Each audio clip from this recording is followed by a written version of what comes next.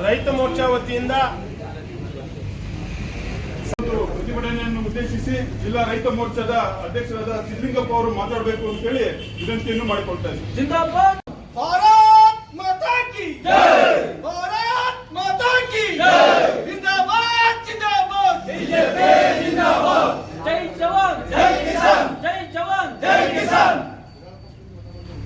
ಕಾಂಗ್ರೆಸ್ ಸರ್ಕಾರಕ್ಕೆ ಧಿಕ್ಕಾರ, ಮುಖ್ಯಮಂತ್ರಿ ಸಿದ್ದರಾಮಯ್ಯರಿಗೆ ಧಿಕ್ಕಾರ. ಒಂದು ಪ್ರತಿಭಟನೆಯನ್ನು ಹಮ್ಮಿಕೊಳ್ತಾ ಇದ್ದೀವಿ. ಈಗಾಗಲೇ ಕಳೆದ 3 ತಿಂಗಳ ಹಿಂದೆ ರಾಜ್ಯದ ಹಾಲು ಉತ್ಪಾದಕರಿಗೆ ಪ್ರೋತ್ಸಾಹ ಧನವನ್ನು ಬಿಡುಗಡೆ ಮಾಡಬೇಕಿತ್ತು. ಬಿಡುಗಡೆ ಮಾಡಬೇಕು ಕೂಡಲೇ ಅಂತೇಳಿ ಒತ್ತಾಯವನ್ನು ಮಾಡಿ ಜಿಲ್ಲಾಧಿಕಾರಿಗಳ ಮುಖಾಂತರ ಮನವಿಯನ್ನು ಕೂಡ ಸಲ್ಲಿಸಿದ್ವಿ. ಈವರೆಗೆ ಸುಮಾರು 8 ತಿಂಗಳಿಂದ ಯಾವುದೇ ರೀತಿಯ ಹಾಲು ಉತ್ಪಾದಕರಿಗೆ ಪ್ರೋತ್ಸಾಹ ಧನವನ್ನು ಕೂಡ ಬಿಡುಗಡೆ ಮಾಡಿಲ್ಲ. ಬರಗಾಲ ಬಂದಂಥ ಸಂದರ್ಭದಲ್ಲಿ ಜಾನುವಾರುಗಳಿಗೆ ಮೇವಿನ ಕೊರತೆ ಆಗ್ತದೆ, ಮೇವಿನ ಬೀಜಗಳನ್ನು ರೈತರಿಗೆ ವಿತರಣೆ ಮಾಡಬೇಕು ಅಂತ ಹೇಳಿ ಗಮನವನ್ನು ಸೆಳೆಯುವಂಥ ಪ್ರಯತ್ನ ರಾಜ್ಯ ರೈತ ಮೋರ್ಚಾದ ಅಡಿಯಲ್ಲಿ ರೈತ ಮೋರ್ಚಾ ಪದಾಧಿಕಾರಿಗಳು ಮಾಡಿದ್ವಿ. ಯಾವುದೇ ರೀತಿಯ ಕ್ರಮವನ್ನು ತೆಗೆದುಕೊಳ್ಳಿಲ್ಲ. ಈವರೆಗೆ ರೈತರಿಗೆ ಬೀಜಗಳ ವಿತರಣೆ ಆಗಿಲ್ಲ. ಬರ ಪರಿಹಾರವನ್ನು ನೀಡುವಲ್ಲಿ ವಿಳಂಬ ಧೋರಣೆಯನ್ನು ಅನುಸರಿಸ್ತಾ ಇರ್ತಕ್ಕಂಥ ಮಾನ್ಯ ಸಿದ್ದರಾಮಯ್ಯನವರು ಕೇವಲ ಚುನಾವಣೆಯನ್ನು ಮುಂದಿಟ್ಕೊಂಡು ಅಧಿಕಾರದ ಉಳಿವಿಗಾಗಿ ಇವತ್ತು ಸಮಯ ವ್ಯರ್ಥ ಮಾಡ್ತಾ ಇರೋದನ್ನ ನಾವೆಲ್ಲ ಗಮನಿಸಿದ್ದೇವೆ. ಇವತ್ತು ಕೂಡ ಸಾಂಕೇತಿಕವಾಗಿ ಒಂದು ಧರಣಿಯನ್ನು ಹಮ್ಮಿಕೊಂಡಿದ್ದೇವೆ. ಕೇಂದ್ರ ಸರ್ಕಾರ ರೈತ ಉತ್ಪಾದಕ ಸಂಸ್ಥೆಗಳನ್ನು ಸ್ಥಾಪನೆಯನ್ನು ಮಾಡಿ ಮಧ್ಯವರ್ತಿಗಳನ್ನು ಹಾವಳಿಯನ್ನು ತಪ್ಪಿಸಬೇಕು, ರೈತರಿಗೆ ವೈಜ್ಞಾನಿಕ ಬೆಲೆಯನ್ನು ಕೊಡಬೇಕು ಎನ್ನುವ ದಿಕ್ಕಲ್ಲಿ ಯೋಚನೆಯನ್ನ ಮಾಡಿ ರೈತರಿಂದ ರೈತ ಉತ್ಪಾದಕ ಸಂಸ್ಥೆಗಳನ್ನು ಸ್ಥಾಪನೆಯನ್ನ ಮಾಡಿ ಬೆಳೆಗಳಿಗೆ ವೈಜ್ಞಾನಿಕ ಬೆಲೆಯನ್ನು ಕೊಡೋ ದಿಕ್ಕಲ್ಲಿ ಪ್ರಯತ್ನ ಮಾಡ್ತಾ ಇರ್ತಕ್ಕಂಥ ಸಂದರ್ಭದಲ್ಲಿ ಕೇಂದ್ರ ಸರ್ಕಾರ ತನ್ನ ವಂತಿಕೆ ಹಣವನ್ನು ಬಿಡುಗಡೆ ಮಾಡಿ ಈಗಾಗಲೇ ರೈತ ಉತ್ಪಾದಕ ಸಂಸ್ಥೆಗಳು ಕೆಲಸವನ್ನು ಮಾಡ್ತಾ ಇದ್ದಾವೆ. ರಾಜ್ಯ ಸರ್ಕಾರ ತನ್ನ ಪಾಲಿನ 180 ಕೋಟಿ ರೂಪಾಯಿ ಹಣವನ್ನ ರೈತ ಉತ್ಪಾದಕ ಸಂಸ್ಥೆಗಳಿಗೆ ಬಿಡುಗಡೆ ಮಾಡಬೇಕಾಗಿತ್ತು. ಈವರೆಗೆ 1 ರೂಪಾಯಿ ಕೂಡ ಬಿಡುಗಡೆ ಮಾಡಿಲ್ಲ.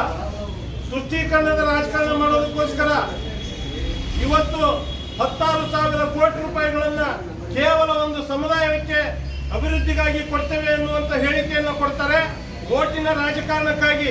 ಹಾಗಾದ್ರೆ ಇವರಿಗೆ ರೈತರು ಬೇಡವಾ?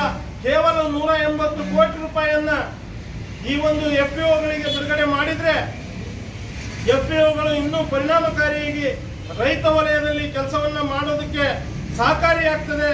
ಈ ಹಣವನ್ನ ಕೂಡಲೇ ಮಾಡಬೇಕು ಎನ್ನುವಂತ ಒತ್ತಾಯವನ್ನ ಈ ಒಂದು ಸಭೆಯ ಮುಖಾಂತರ ಮಾಡ್ತಾ ಇದ್ದೀವಿ. ಈ ನಮ್ಮ ಬೇಡಿಕೆಗಳು ಈಡೇರದೆ ಹೋದ್ರೆ ರಾಜ್ಯದ ರೈತ ಮೋರ್ಚಾದ ವತಿಯಿಂದ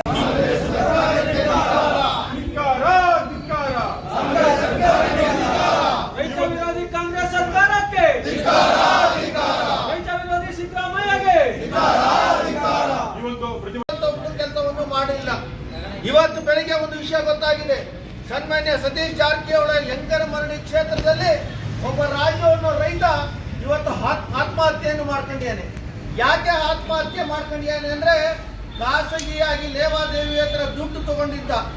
ಆ ಹಣವನ್ನು ತೀರ್ಸಕ್ಕೆ ಆಗದೇನೆ ಅವರು ರಾಜು ಮತ್ತು ಅವ್ರ ತಾಯಿಯನ್ನ ಗೃಹ ಬಂಧನದಲ್ಲಿ ಇಟ್ಟರು.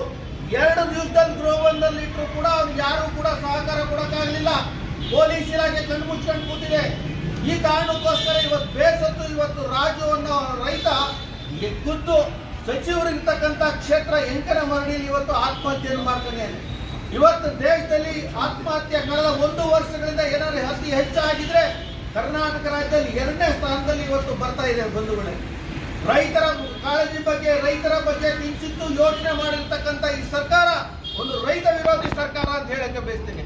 ಈಗ ತಾನೇ ಸಿದ್ಲಿಂಗಪ್ಪ ಅವರು ಪ್ರಸ್ತಾಪ ಮಾಡಿದ್ರು, ರೈತ ಉತ್ಪಾದಕ ಸಂಸ್ಥೆಗಳು ಇದೊಂದು ವಿಶಿಷ್ಟವಾಗಿರ್ತಕ್ಕಂಥ ಯೋಜನೆ ಸನ್ಮಾನ್ಯ ನರೇಂದ್ರ ಮೋದಿ ಸರ್ಕಾರ ತಂದು ಅದರ ಮೂಲಕ ಸಬ್ಸಿಡಿ ಕೊಡುವಂಥದ್ದು, ರೈತರಿಗೆ ಅನುಕೂಲ ಮಾಡುವಂಥದ್ದು, ರೈತರ ಬೆಳೆಗಳಿಗೆ ಹೆಚ್ಚು ಅದಕ್ಕೆ ವ್ಯಾಲ್ಯೂ ಸಿಗುವಂಥ ಒಂದು ದೊಡ್ಡ ಕೆಲಸವನ್ನು ಮಾಡಿ ಇವತ್ತು ದೇಶದಲ್ಲಿ ಸಾವಿರಾರು ರೈತ ಉತ್ಪಾದಕ ಕೇಂದ್ರ ಸಂಸ್ಥೆಗಳು ಬೆಳೆದಿದೆ ಇವತ್ತು.